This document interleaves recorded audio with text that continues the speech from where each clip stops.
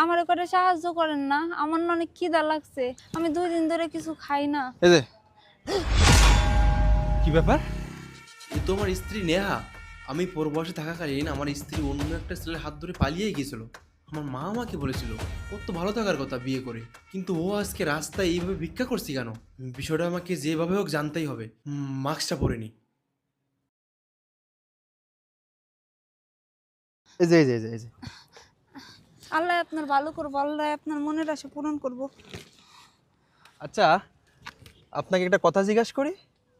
হ, কোন? আমি এখানে বসি, হ্যাঁ? আচ্ছা। আপনাকে না আমার কেমন চেনা চেনা লাগছে। আচ্ছা, আপনাকে দেখে তো সুস্থ স্বাভাবিক মনে হচ্ছে, আর আপনি সুস্থ স্বাভাবিক থাকার পরেও এভাবে রাস্তায় কেন ভিক্ষা করতেছেন? কি কইতেছেন?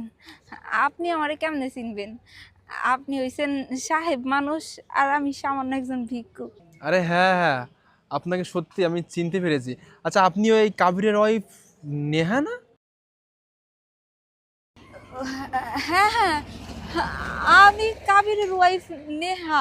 কিন্তু আপনি আমারে কিভাবে চিনেন? আর আপনি কাবিরে কিভাবে চিনেন? আরে কাবির তো আমার বেস্ট ফ্রেন্ড, আর তার থেকে বড় কথা, প্রবাসে আমরা দুজন একসঙ্গে ছিলাম। কাবির তো সবসময় আপনার কথা বলতো, যে আপনার দুজন দুজনকে অনেক ভালোবাসেন। আপনার তো ভালোবেসে বিয়ে করেছিলেন, তাই না? তা আপনি হঠাৎ আজকে এইখানে এভাবে ভিক্ষা করতেছেন কেন?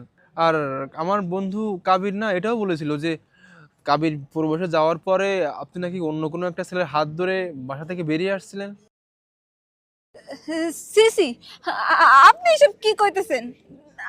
আমি অন্য পোলার হাত ধরে চলে গেছি মানে? না না, এগুলো আপনি ভুল শুনছেন। আমি তো কাবির অনেক ভালোবাসে বিয়ে করছিলাম। আমরা দুইজনের অনেক ভালোবাসতাম। আপনি জানেন, আমি কাবিরের জন্যে আমি আমার নিজের বাড়ি ঘর ছাইরা কাবিরের হাত ধরে চলে আইছি। আমি আর কাবির একই স্কুলে পড়াশোনা করতাম। আমরা দুইজনের খুব ভালোবাসতাম।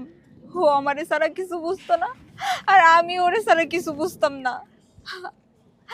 আমরা একদিন সিদ্ধান্ত নেই যে যেহেতু আমরা দুইজনের ছাড়া থাকতেই পারবো না, তাইলে আমরা দুইজনকে বিয়ে করে নিব। কিন্তু আমার বাড়ির লোকজন এই বিষয়টা কিছুতেই মানতে চায় না। আমার মা বাবা আমারে কয়, না না, এই পোলারে বিয়ে করা যাইব না। কিন্তু আমি তাগো কোনো কথা শুনি না। আমি তাগো অবাধ্য হয়ে যখন কাবিরের জন্য পাগলামো করতে থাকি, সবাইরে বলি আমি কাবিরে ভালোবাসি।